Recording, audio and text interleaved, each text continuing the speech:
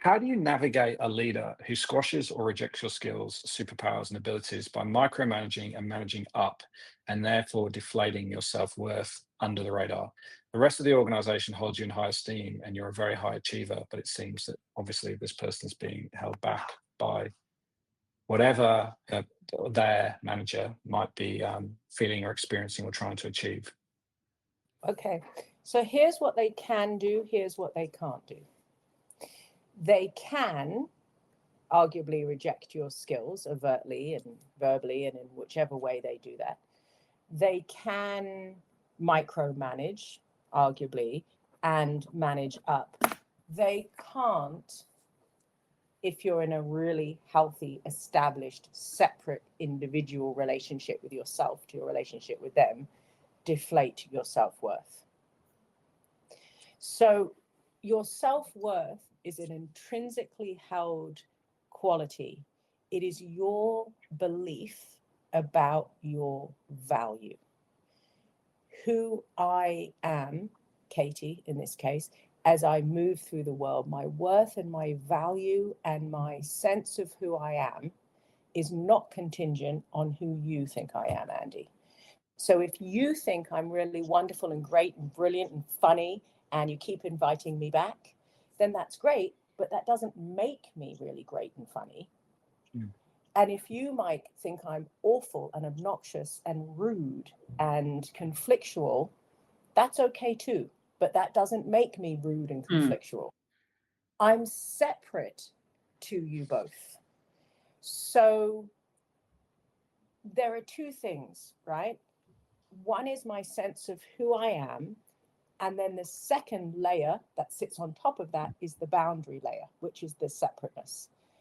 So it might be that the opportunity here for the person who has written this question is to spend time in deeper relationship with themselves, to look at the parts of them that are forgoing who they believe they are for the opinion of this other person. Because we can absolutely, and I do often, I can give conversational frameworks and non-conflictual sentence structures, and we can be really strategic and really well informed and really conscious and really respectful and really articulate about what you could strategically do to support yourself externally within the organization. But vibrationally, for you to deliver that with any kind of coherence, so in other words, it's in alignment, my words are matching my beliefs, are matching my thoughts, and you will receive that when I speak to you as truth. I need to first of all be in deep connection with myself as separate to everybody else's beliefs as to who I am. So I would be looking deeply inside. What is it about me in this position with this person that isn't orientating from the inside out, but is orientating from the outside in? Because that's where the wound is, and that's where you can heal that part of you so that you're going to experience this person differently. Excellent. Mike, Mm-hmm. do you have a point of view on this from the kind of practical perspective of I've either got to remove myself from the situation, or there are some tactics that I can use to kind of get past this person and the way that they're managing me? Because I think if we can get the first bit right, which is the sort of self-worth and understanding and the relationship you've got with yourself, then you're kind of in that position to be able to go and also do something about it. How would you approach that? Within an organisation, I mean, it's hard to say how big the organisation is, how many avenues of communication there might be in there, but let's just assume for the sake of discussion that there is that opportunity. If you don't go through what Katie just explained, first of all, the rest will be hard because you need to be really resilient through this part of the process and have strong self-belief to be able to tackle it. But the first thing to do is have that conversation with the leader, with the line manager. And it's the talk about how it makes me feel stuff. with specific examples. I did this, I delivered this, you came back with that, this made me feel this way. It's almost the reverse of an interview where we use a style called STAR, situation, task, action, result. So this is what it was, this is what happened, this is how it rolled up. Practically, take notes, record the conversation. AI is great these days. Just about every online meeting, if you work remotely, can take notes for you.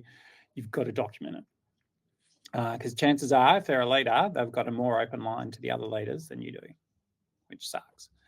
And then if you don't get what you need, then you go to their manager, or you go to someone else who is senior that can do something about it.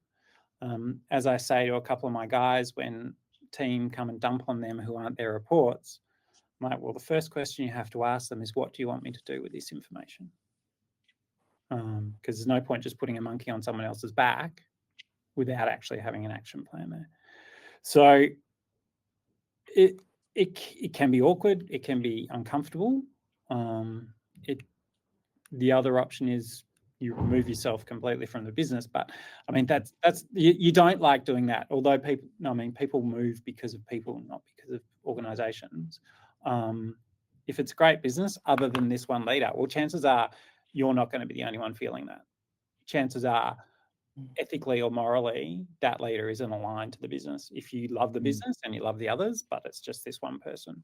So if you can use your voice strategically and professionally and objectively to communicate that and have the facts and have things lined up to back you up, then you're pretty, from a position perspective, you're exceptionally safe. There's nothing anyone can do about that. And just from a moral point of view and ethical point of view, if you're doing it that way, you're doing it without the emotion of they hurt my feelings. So, which is absolutely critical. Yeah. And I think that relationship with your manager and how you're treated by your manager is now also captured by things like psychosocial safety and code of conduct that businesses have to live by, especially if they're governmental businesses. If they're big, large corporations, they're also going to be a little bit more under the scrutiny around this stuff. And if that's having an effect on your mental health, then that is something that they've got to do something about. So I also think, though, before you kind of get to that point, I think it's okay to have a good chat with the person. Sometimes it's the reality is it's their kind of own insecurities that is is why they're behaving like that, right? Like it's like I'm having to take the credit for everything because I'm not sure everyone thinks that I'm doing a good job. And so that can happen as well. I've definitely seen and heard of people in the past approach this by going, hey, is everything all right with you? Because I noticed that I did this piece of work that perhaps, it hasn't been recognized as something good or as an achievement. And perhaps maybe you just didn't see it because there's so much going on for you. Yeah. So yeah, I think within this kind of range of answers, there's actually 3 or 4 different ways to approach this. So for the person that asked this question, thank you for asking it, because I think it's a really good one. So I wanted to get it in straight away, because I know people do feel like this. And it's good to be able to have some sort of avenue out of it.